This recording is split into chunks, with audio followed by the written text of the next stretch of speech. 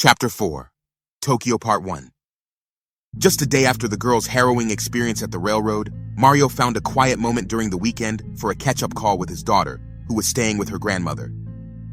With the Tokyo trip only a few days away, he wanted to share his excitement and hear about her week. The phone rang and Mario enthusiastically answered, "Hey Pumpkin, how's your weekend with Grandma?" "Hi Dad," his daughter's voice came through laced with a hint of concern.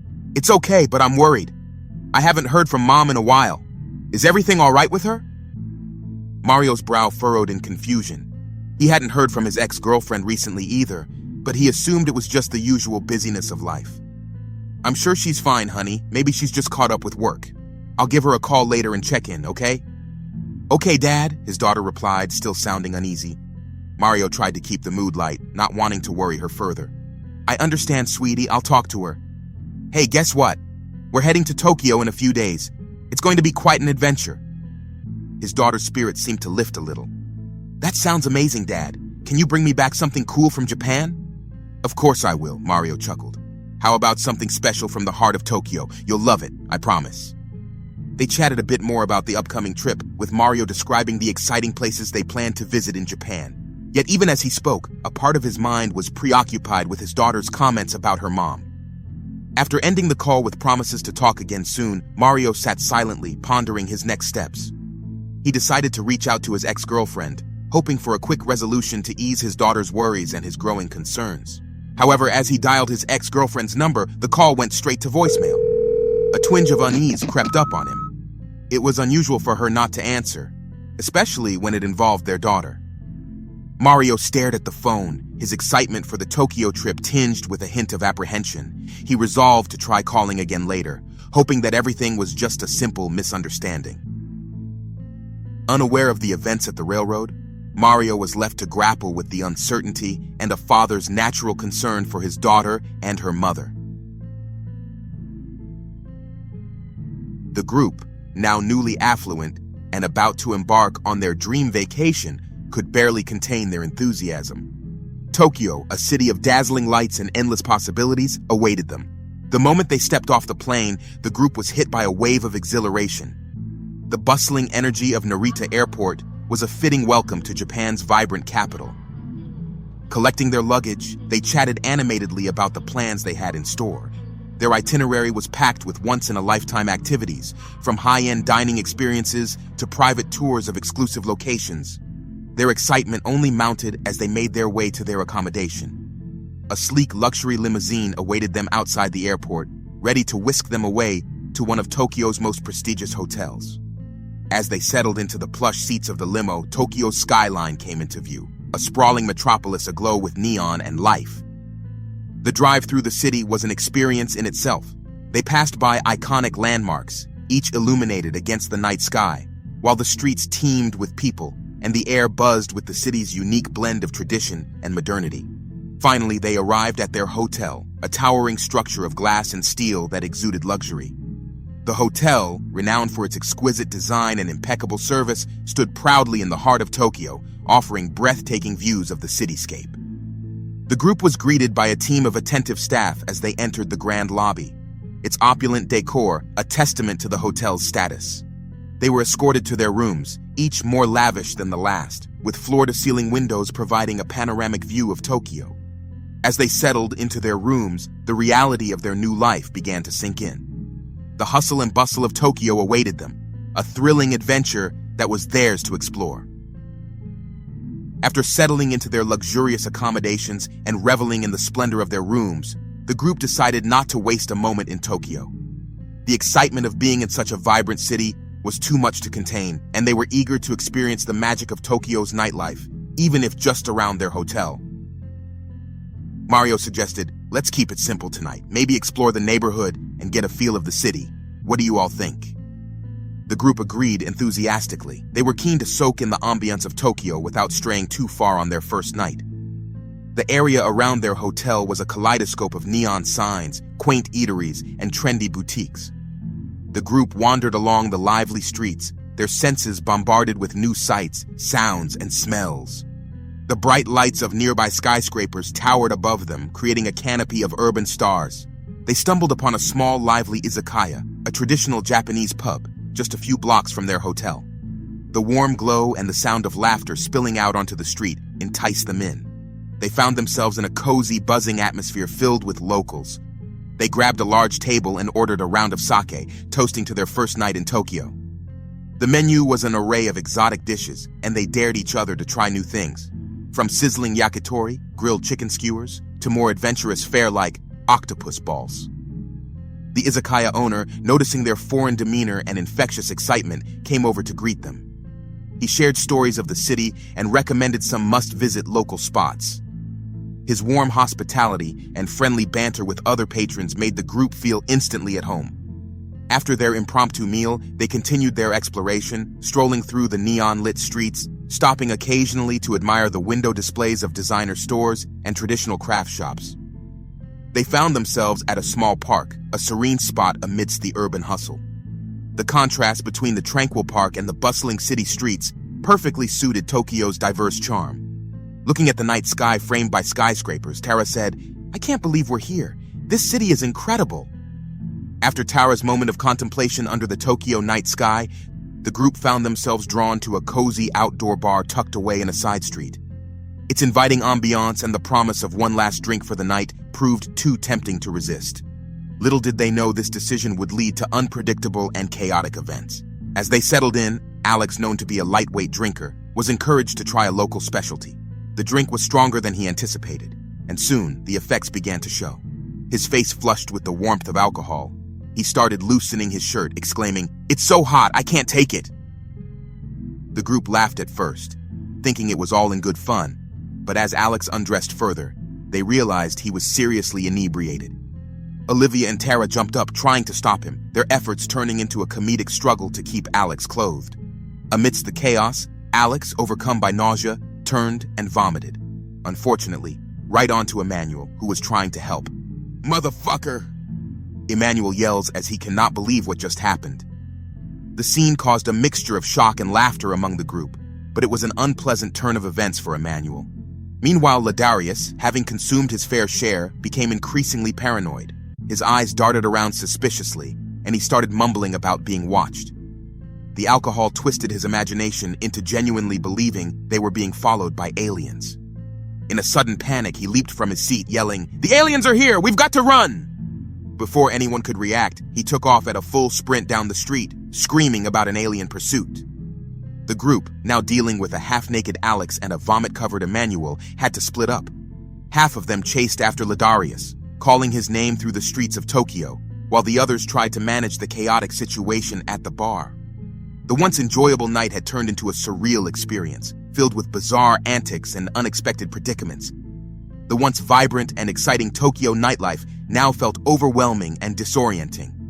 By the time they managed to wrangle Alex and clean up Emmanuel, and after a lengthy and frantic search for Ladarius, who was eventually found hiding in a small alley convinced of the extraterrestrial presence, the group was exhausted and sobered by the night's misadventures. The night's energy had shifted from wild abandon to a more reflective, almost humorous tone as they recounted the evening's escapades. As they strolled through the neon-lit streets of Tokyo, the conversation naturally turned to the plans for the next day. The group had decided to split up to enjoy different aspects of what the city had to offer. Still trying to clean the remnants of the night off his clothes, Emmanuel chuckled and said, "Tomorrow's another day, right? The guys and I will be heading to that anime showcase. They say it's a glimpse into all the cool anime stuff we all love."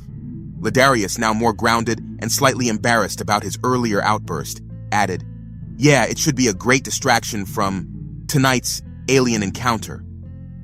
Meanwhile, the group's women had their day planned for relaxation and rejuvenation. Michelle, ever the organizer, remarked, "We girls will have a much-needed luxury onsen experience. A private, high-end onsen right here in the city. I can't wait for the hot springs and the spa treatments. It will be divine."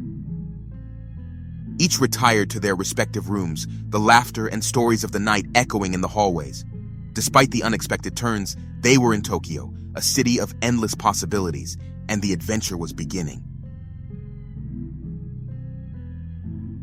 The following day in Tokyo, Jason was the first to arrive at the hotel's dining area for brunch. The city was already buzzing with activity, and he was eager to start the day afresh. Settling at a table, He ordered a coffee and waited for the others. Soon, Alex joined him, wearing sunglasses and moving gingerly. He greeted Jason with a weak smile. "Morning, man. Last night was something else, huh?" His voice betrayed the remnants of the previous night's overindulgence. As they chatted, Emmanuel walked in, his expression still clouded with the annoyance from the night before. The sight of Alex seemed to reignite his irritation. "Morning," he said curtly, his tone cooler than usual. Alex, picking up on Emmanuel's mood, winced slightly.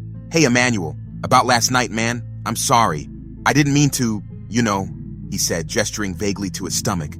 Emmanuel sighed, shaking his head. "It's fine, Alex. Just try to keep it together today, all right?" Ladarius arrived next, still in disbelief over the tales of his alien escapade. "So I was running from aliens, huh?" he asked with amusement and embarrassment. The group, including Emmanuel, couldn't help but laugh, the tension easing slightly. The group ordered brunch, and as they ate, Jason steered the conversation toward their plans for the day. "So we've got that showcase lined up. It will be a nice change of pace from last night," he said, looking around the table. Alex nodded, grateful for the shift in conversation. "Yeah, I'm looking forward to it. And I promise, no more alien chases or unexpected showers," he said, apologizing to Emmanuel.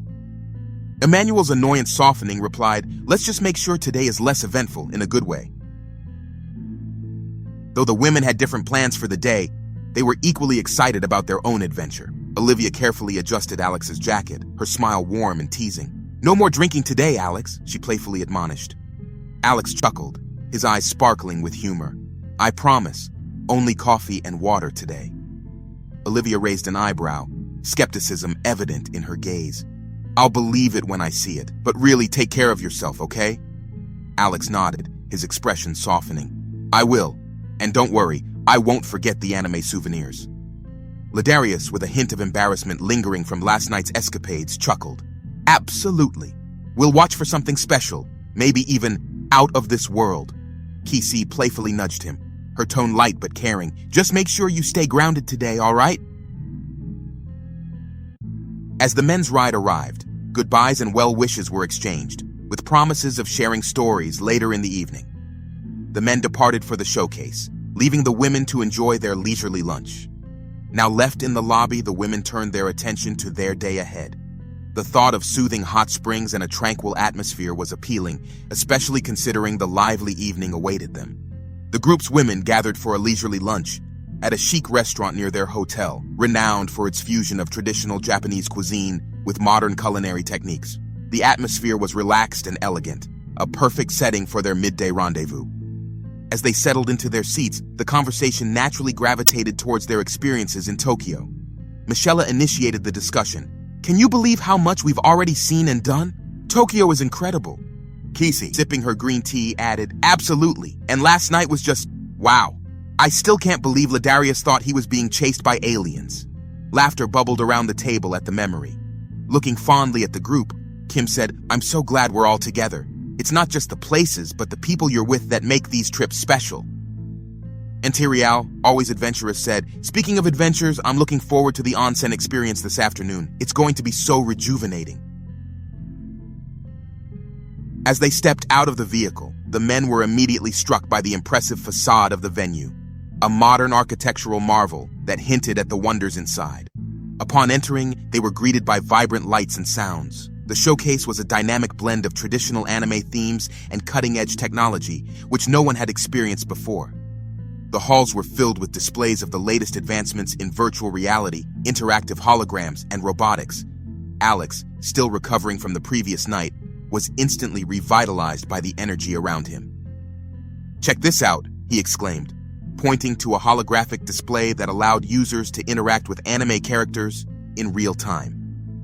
Ladarius was equally impressed, especially with a section dedicated to advancements in gaming technology.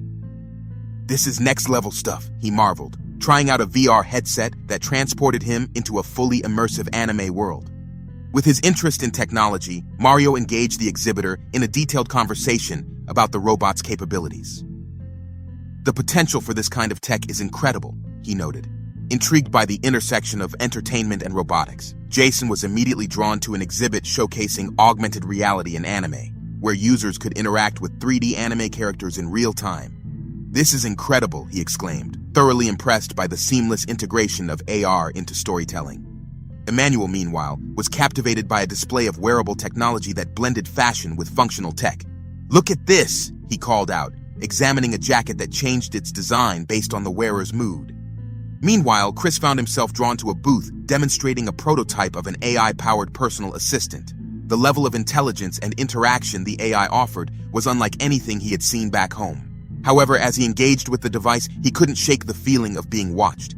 He glanced around, expecting to catch a curious onlooker, but his gaze met only the crowd of attendees absorbed in the various exhibits. Seeking a momentary escape from his growing unease, Chris excused himself from the group and went to the restroom.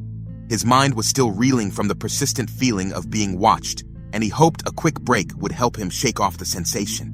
The contrast between the vibrant, noisy exhibit hall and the still, silent restroom was stark and did little to ease his growing tension.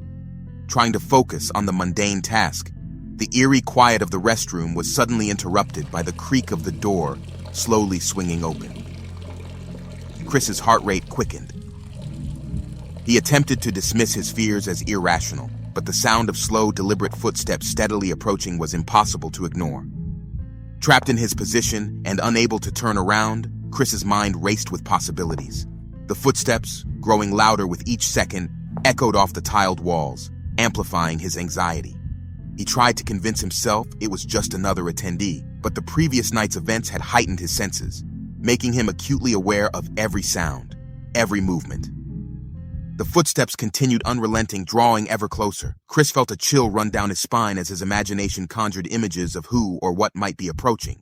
Was it merely a product of his paranoia, or was someone genuinely following him? Chris braced for what might come next as the footsteps seemed to close just behind him. His heart pounded in his chest and his breath quickened. "Is this how I die?"